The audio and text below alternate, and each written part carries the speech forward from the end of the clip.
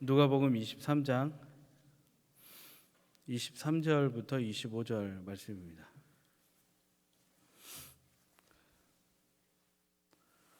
우리 찾으셨으면 다 같이 합독하겠습니다. 한 번에 함께 읽겠습니다. 시작. 그들이 큰 소리로 재촉하여 십자가에 못 박기를 구하니 그들의 소리가 이긴지라. 이에 빌라도가 그들이 구하는 대로 하기를 언도하고 그들이 요구하는 자 곧 밀란과 살인으로 말미암아 옥에 갇힌 자를 놓아주고 예수는 넘겨주어 뜻대로 하게 하니라. 아멘. 사명을 다 이루는 인생, 이 제목으로 하나님 말씀 전하겠습니다. 오늘 우리가 보게 되는 본문을 가만히 보다 보면 일종의 연극 무대를 보는 것 같습니다. 등장 인물들은 다 배역을 맡았고 저마다 역할에 몰두하는 걸 볼 수 있습니다.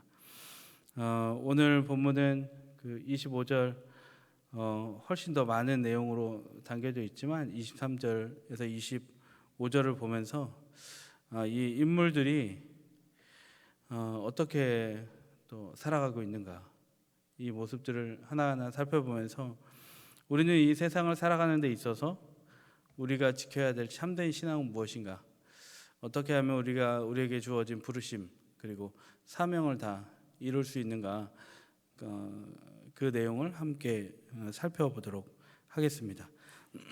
말씀을 보시면 먼저 오늘의 이제 본문의 시간적인 배경은 예수님이 십자가에 못 박히던 날 새벽입니다. 예수님 못 박힐 때 새벽이에요. 1절에 나오는 그 무리들이 있습니다. 23장 1절 보시면 여기 무리들이 있다라고 하는데, 이들은 예수님을 죽이기 위해서 빌라도 총독에게 예수님을 끌고 갑니다. 그리고 고발하죠. 이 사람들은 이제 사내들인 공회원이다라고 볼 수가 있는데, 예수님을 죽여야겠다 하고 빌라도에게 끌고 간 거죠. 그러면서 고발을 합니다. 고발을 할 땐 사유가 있어야 되겠죠. 첫 번째는 뭐였냐면 예수님이 이 백성을 미혹했다라는 거예요. 예수님이 이 땅에 오셔서 하신 것이 병고침과 이적을 일으키시는 일이었는데, 예수님이 이런 일들을 하면서 사람들을 미혹했다, 한마디로 혼란스럽게 했다. 그 전에는 이런 일이 없었는데 예수님이 온 다음부터 사람들이 마음이 흔들리기 시작했다, 이 얘기인 거예요. 근데 이제 그건 단지 그들의 주장일 뿐 근거가 빈약하죠. 고발의 근거가 빈약한 거예요. 둘째는 가이사에게 세금 바치는 것을 금했다. 가이사는 카이사르 황제인데 세금을 바치지 말라고 했다라는 거예요. 이도 사실과 다른 거죠. 며칠 전 예수님은 세금 문제가 있었을 때 말씀하신 게 그거였죠. 가이사의 것은 가이사에게 바치라라고 했죠. 분명히 구분을 해주신 거예요. 근데 오늘 여기에 있는 사내들인 공회원들은 예수님을 빌라도에게 끌고 가서 한 말은 이 예수라는 자가 세금을 바치지 말라고 했다. 근데 순 다 거짓말인 거죠. 거짓 증거는 증거로 성립이 안 되니까 혐의가 불성립되는 상황인 거죠. 첫 번째, 두 번째 다 근거가 빈약하고 추측일 뿐이죠. 주장일 뿐이고. 이제 세 번째는 예수님이 자칭 왕 그리스도라고 했다. 근데 이건 또 맞습니다. 예수님이 하신 말씀이에요. 내가 하나님의 아들이다 라고 여기죠. 내가 왕이다, 이런 선포를 했죠. 그러나 이제 이 당시에 문제는 뭐냐면 예수님께 문제가 있는 게 아니라 그 당시의 문제는 예수님의 이런 발언 너머에 있는 사내들인 공회원들의 흑심이었던 거죠. 예수님을 황제를 거역한 배반자로 몰아가서 예수님을 죽이려 하는 흑심을 여기에 있는 모든 무리들이 다 갖고 있었다라는 거예요. 근데 여러분, 그렇다면 이 사람들은 오늘 왜 예수를 죽이려고 했을까요? 간단히 살펴보면 거기에 있는 무리들은 당대의 최고의 권력을 가진 자였습니다. 그러니까 아무도 뭐라고 못하던 자들이고, 나만 존경해, 나만 바라봐. 그러니까 예배면 예배, 율법이면 율법, 그 어느 곳도 뒤처지지 않는 사람이었어요. 그 무소불위에 있는 권력자들이었던 거죠. 그러니까 예배면 신앙이면 뭐 선행이면 내가 제일 잘해. 지금 신앙의 전통을 역대 대대로 갖고 있었던 거예요. 누구도 건드리지 못하는 사람들에게 예수님이 어느 날 갑자기 나타나서 회개하라 얘기한 거예요. 이 회칠한 무덤들아, 위선을 돌이켜라 고발하십니다. 이 얘기를 난생 처음 들어봤겠죠. 자존심이 상한 거예요. 그러니까 이 사람들이 이를 갈면서 어디 함부로 이런 말을 하느냐, 나이가 몇이냐, 고향이 어디냐, 근본이 뿌리가 없는데 무슨 얘기하는 거냐 하면서 예수를 죽여야겠다 생각하고 자기들은 이미 형식적으로 그리고 마음적으로 예수님을 이미 죽였습니다. 근데 이제 빌라도에게 와서 로마 법정에 세워서 죽여버리려고 한 거죠. 여러분, 우리도 이렇게 완악한 마음이 있고 기득권을 갖고 있고 자꾸 텃세 부리려고 하는 신앙, 그 신앙이라고 할 수 없는데 그런 태도로 살아갈 때가 있지 않습니까? 여러분, 우리의 그런 위선적인 상태와 위선적인 부패한 마음, 그리고 남의 이야기를 듣지 못하고 판단하는 마음으로 그냥 예배하면 불행한 사람입니다. 왜냐하면 자기는 예배 잘하고 있는 줄 알거든요. 위선을 깨닫고 회개하지 못하면 편견과 왜곡 가운데 사람을 판단합니다. 이제 우리가 그런 부패성을 그대로 가지고 있으면 결국에 어떻게 되냐면 여기 나온 것처럼 예수님이 내 마음에 들지 않으면 하나님의 아들도 핍박할 수 있는 존재가 우리라는 거예요. 그러니까 우리는 신앙할 때 어떻게 해야겠습니까? 나에게 어떤 위선이 있는가?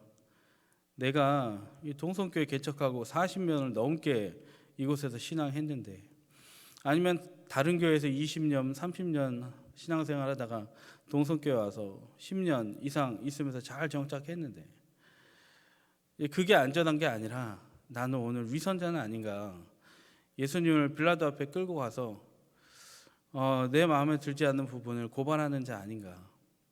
여러분, 그건 날마다 우리가 돌아보는 신앙을 우리가 살아야 할 줄로 믿습니다.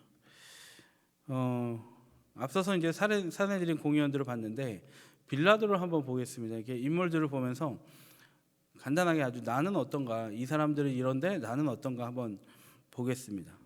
이제 3절에 보시면, 여러분 눈으로 한번 23장 3절을 보시면 빌라도가 그렇게 물어요. 이 사람들이 고발할 때 이 사람이 왕이라고 했다라고 하니까 빌라도가 예수님께 네가 유대인의 왕이냐라고 예수님께 질문하죠. 그 예수님은 대답하시죠. 내 말이 옳다라고 답하십니다. 아주 당당하게요. 이 말을 듣고 빌라도가 또 뭐라고 대답하죠? 이 사람에게 죄가 없다. 그러면서 이제 고발을 기각합니다. 왜 죄가 없다고 했을까요? 당시에 이제 로마에는 사실 여기 빌라도가 예수님을 존경하고 사랑하고 너무나 보호하고 싶어서 그런 게 아니라, 로마에는 당시 법을 보면 신성모독한 사람에 대한 죽일 수 있는 죄의 근거가 사형의 근거가 없었습니다. 근데 단지 이제 유대인들, 유대 사람들의 유대법에는 신성모독죄는 이제 사형에 처해지는 법이 있었는데 빌라도의 법정에는 그런 형을 내릴 수가 없었어요. 신성모독에 대한 죄를. 그러니까 빌라도는 오늘 여기서 아무런 긴장관계 없이 즉시 얘기하잖아요. 고민도 안 합니다. 신성모독죄에서는 내가 판단할 수 없다. 그러니까 완전히 기각을 해버립니다. 근데 사람들이 이제 모여든 사람들이 그래요? 기각 받아들이겠습니다. 이러지 않습니다. 5절에 보면 더욱 강하게 고발했다고 나옵니다. 이제 죄의 특성인 거죠. 한번 넘어가면 그 다음에 더 강하게 몰려옵니다. 이러면서 이제 무리들이 더 강해지고 실갱이가 벌어지고 3번이나 이런 말이 오갑니다. 결론적으로 이제 빌라도가 어떻게 하냐면 백기투항하죠. 24절, 25절 한번 눈으로 다시 보시면 이렇게 코너에 쭉 몰리다가 빌라도가 그들이 구하는 대로 하기를 언도하고 그들이 요구하는 자 곧 밀란으로 살인으로 말미암아 옥에 갇힌 자를 놓아주고 예수는 넘겨주어 그들의 뜻대로 하게 하니라. 그러니까 예수님을 그냥 결국에는 넘겨줬다는 거예요. 너희들 마음대로 해라 이렇게 했다는 거죠. 여러분 빌라도의 어떤 모습이 보입니까? 타협이 보이지 않습니까? 빌라도는 로마로부터 파견된 총독이에요. 그러니까 민심을 건드리면 폭동이 일어날 것 같았던 거죠. 그러니까 상부의 눈치도 봐야 되고 민심의 눈치도 봐야 됩니다. 민심을 놓치면 안 되니까. 그래서 민심과 상부에 타협하고 예수를 넘겨줄 수밖에 없었던 거예요. 여러분 한번 돌아갔으면 좋겠습니다. 나도 나의 안위를 지키고자 예수님을 외면하진 않나. 직장에서, 가정에서, 곳곳에서, 관계 안에서 나의 안위를 지키려고 예수님을 자랑스럽게 얘기하지 못하지는 않나. 세상과 타협하지는 않나 돌아봤으면 좋겠습니다. 이게 너무 먼 얘기 같으면 그냥 우리 일상에서 나는 얼마나 타협하는 기질인가, 또 타협하는 죄에 빠져 있나 한번 돌아봤으면 좋겠어요. 뭐 비근한 예로 들면 이런 거죠. 이번에 영적인 목표를 세웠어요. 올해 성경을 나는 반드시 필사를 해야겠다. 뭐 1분기에 2분기에 아니면 1년 동안 몇 번을 써야겠다 했는데 이제 손가락 아프다고 귀찮다고 타협하고 내일부터 써야지 이럴 때가 있습니다. 근데 여러분 공부도 마찬가지예요. 내일부터 공부해야지. 열심히 책상만 이렇게 닦아놓고 물걸레질 해놓고 의식적인 행동한 다음에 피곤하니까 내일부터 해야지. 근데 여러분 이런 타협이 우리에게 영적이나 육적이나 좋지 않은 것은 내일 한다고 하는데 내일 해야 될 건 따로 있습니다. 내일 해야 될 분량이 있는데 오늘 분량을 내일로 넘겨버리니까 그게 쌓이는 거예요. 우리 집에서 청소할 때 청소하다가 안 하잖아요. 그러면 집안이 가만히 있습니까? 숨만 쉬어도 먼지가 쌓이잖아요. 청소해야 되는데 내일 해야지 모레 해야지 하다가 보니까 먼지가 켜켜이 쌓여 그 먼지를 다 먹었어요. 그러니까 일상생활에서의 많은 타협들이 있습니다. 근데 그 타협들이 이루어지는 우리의 성정 때문에 우리의 영적인 것, 육적인 것이 손상될 수 있다는 거예요. 그러므로 여러분 우리가 나는 일상에서 어떤 것을 타협하고 미루고 있는가, 또 때로는 예수님 믿는데 그 영적인 일을 하는 데 있어서 자꾸 이렇게 기도도 미루고 결단도 미루고 사랑도 미루고 용서도 미루지 않나. 하나님 타협하지 않겠습니다. 오늘 당장 내가 손 내밀겠습니다. 당장 사랑하겠습니다 라고 결단하고 빌라도가 아닌 예수님의 참 제자로 살아가시기를 주님의 이름으로 축복합니다. 이제 분봉왕 헤롯을 한번 보겠습니다. 8절에 보시면 8절 보시면 헤롯이 예수를 보고 매우 기뻐했다고 나옵니다. 네, 오늘 여기 헤롯, 그 분봉왕 헤롯 안티파스인데 이 헤롯이 왜 예수님을 보고 기뻐했을까요? 자신을 보고 이 죄로부터 구해줄 분 메시아구나, 아니면 예수님이 하나님의 아들이다, 예수님이 왕이시다, 진정한 왕이시다, 이걸 알아봐서 예수님을 보고 기뻐했을까요? 근데 본문에 아주 정확히 나옵니다. 8절 하반절에 보면 이적을 보고자 해서, 그러니까 기적을 보고 싶어서 그 기대로 가득 차서 기뻐했다는 거예요. 그러니까 헤롯이라는 인물을 잠깐 보면 세례 요한을 참수했던 인물이죠.